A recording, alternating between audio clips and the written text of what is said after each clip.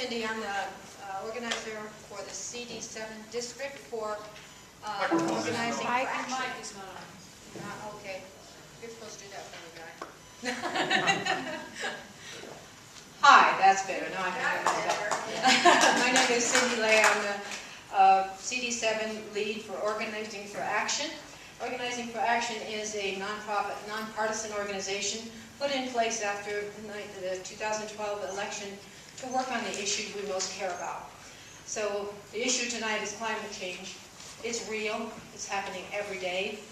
We're here to fight back against those deniers. We want all you people to educate yourselves tonight, to be our ambassadors out there and go out and spread the word about the real issue of climate change and how it's affecting our world and our state and our finances and everything about what makes this a decent place to live. So thank you for coming. First, we're going to start this out with a little word from our president. Thank you.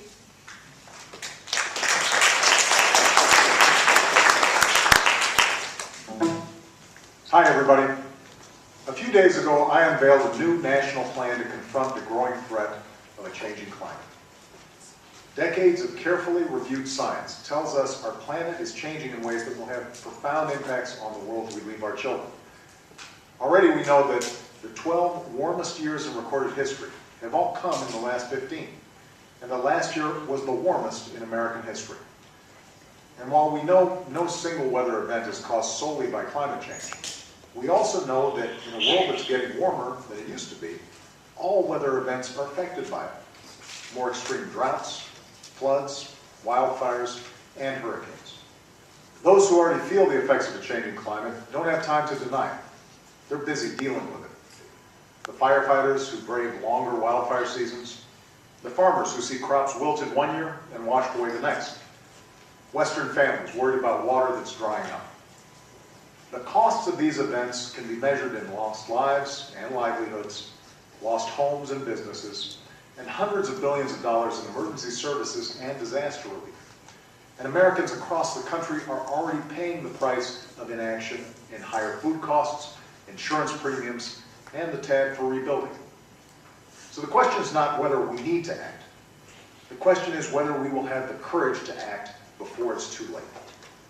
The National Climate Action Plan I unveiled will cut carbon pollution, protect our country from the impacts of climate change, and lead the world in a coordinated assault on a changing climate. To reduce carbon pollution, I've directed the Environmental Protection Agency to work with states and businesses to set new standards that put an end to the limitless dumping of carbon pollution from our power plants. We'll use more clean energy and waste less energy throughout our economy. To prepare Americans for the impact of climate change we can't stop, we'll work with communities to build smarter, more resilient infrastructure to protect our homes and businesses and withstand more powerful storms.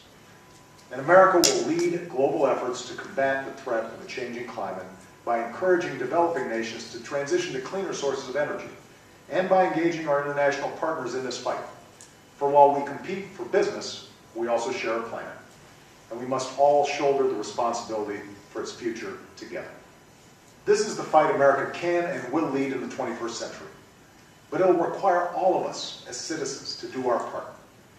We will need scientists to design new fuels and farmers to grow them. We'll need engineers to devise new technologies and businesses to make and sell them. We'll need workers to man assembly lines that hum with high-tech, zero-carbon components, and builders to hammer into place the foundations for a new, clean energy age. We'll need to give special care to people and communities unsettled by this transition.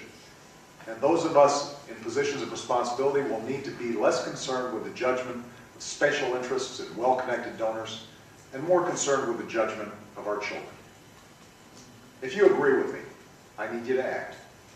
Educate your classmates and colleagues, your family and friends. Speak up in your communities. Remind everyone who represents you, at every level of government, that there's no contradiction between a sound environment and a strong economy, and that sheltering future generations against the ravages of climate change is a prerequisite for your vote.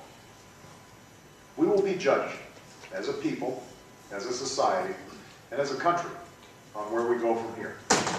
The plan I put forward to reduce carbon pollution and protect our country from the effects of climate change is the path we need to take. And if we remember what's at stake, the world we leave to our children, I'm convinced that this is a challenge that we will meet. Thanks, and have a great weekend.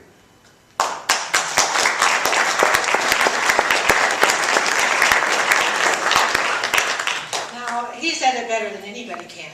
Now, here's another guy that we know is a climate